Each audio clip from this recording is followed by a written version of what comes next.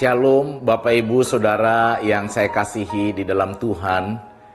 Kiranya damai sejahtera di dalam Kristus Yesus senantiasa memelihara kehidupan kita semua.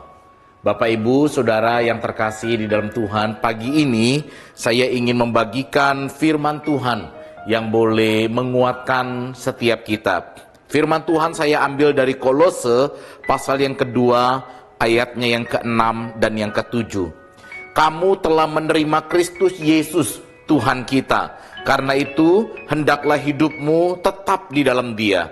Hendaklah kamu berakar di dalam Dia dan dibangun di atas Dia. Hendaklah kamu bertambah teguh dalam iman yang telah diajarkan kepadamu, dan hendaklah hatimu melimpah dengan syukur. Hendaklah hatimu melimpah dengan syukur. Ada banyak alasan yang membuat kita melimpah dengan syukur. Keadaan-keadaan yang di luar, kenyamanan, kelancaran, kesuksesan dapat membuat kita bersyukur, melimpah dalam syukur.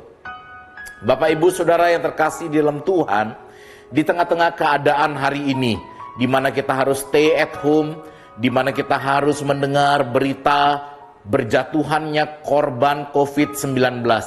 Apakah kita dapat melimpah dengan syukur? Bapak Ibu Saudara yang terkasih di dalam Tuhan, firman Tuhan berkata, hendaklah kita melimpah dengan syukur.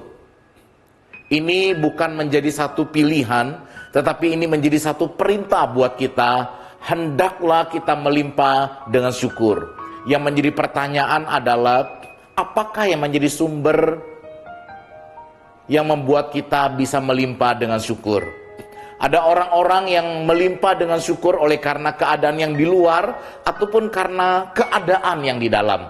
Tetapi firman Tuhan berkata, kita bersyukur bukan karena keadaan yang di luar ataupun bukan karena perasaan yang di dalam. Kita melimpah dengan syukur oleh karena iman yang tertuju kepada Tuhan yang ada di atas. Tuhan yang mengontrol segala sesuatu. Tuhan yang memberikan kepada kita kepenuhan hidup, kepenuhan makna hidup. Bapak Ibu Saudara yang saya kasihi di dalam Tuhan, ketika kita belum mengalami COVID-19, ada banyak hal yang harusnya kita syukuri, kita luput bersyukur. Hari ini ketika firman Tuhan memerintahkan kita untuk bersyukur, maka kita melatih diri kita untuk melihat hal-hal yang sepertinya biasa, tetapi kita syukuri saat ini. Sebagai contoh Bapak Ibu Saudara yang terkasih di dalam Tuhan, mungkin selama ini ibadah di rumah Tuhan menjadi sesuatu yang terlalu biasa. Kita tidak menghargainya. Bersekutu bersama saudara seiman menjadi hal yang terlalu biasa. Kita tidak mensyukurinya. Tetapi hari ini saudara, dengan mengikuti perintah firman Tuhan, kita mulai mengerti betapa bersyukurnya kita boleh bertemu dengan saudara seiman. Betapa bersyukurnya kita boleh beribadah kepada Tuhan. Kalau hari ini saudara, kita sehat, seringkali kita mungkin tidak kurang bersyukur. Tapi di tengah-tengah keadaan COVID-19, kita sungguh-sungguh menyadari betapa mahalnya kesehatan, betapa mulianya pemberian Tuhan itu. Saya ingat saudara kesaksian seorang bapak tua yang baru saja sembuh dari COVID-19. Dia menangis. Dokter bertanya, kenapa Pak Tua menangis? Apakah karena harus membayar ventilator, harus membayar oksigen yang begitu mahal? Pak Tua itu berhenti sejenak, kemudian dia berkata, saya menangis bukan karena oksigen yang harus saya bayar. Saya mampu membayar oksigen itu.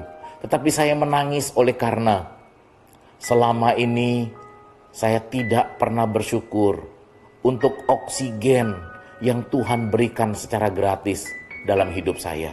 Saudara, mari kita memperhatikan hidup kita. Mari kita mengucap syukur dan melatih diri kita mengucap syukur di dalam Kristus Yesus atas segala keadaan. Kiranya Tuhan Yesus menolong dan memberkati Bapak Ibu Saudara sekalian.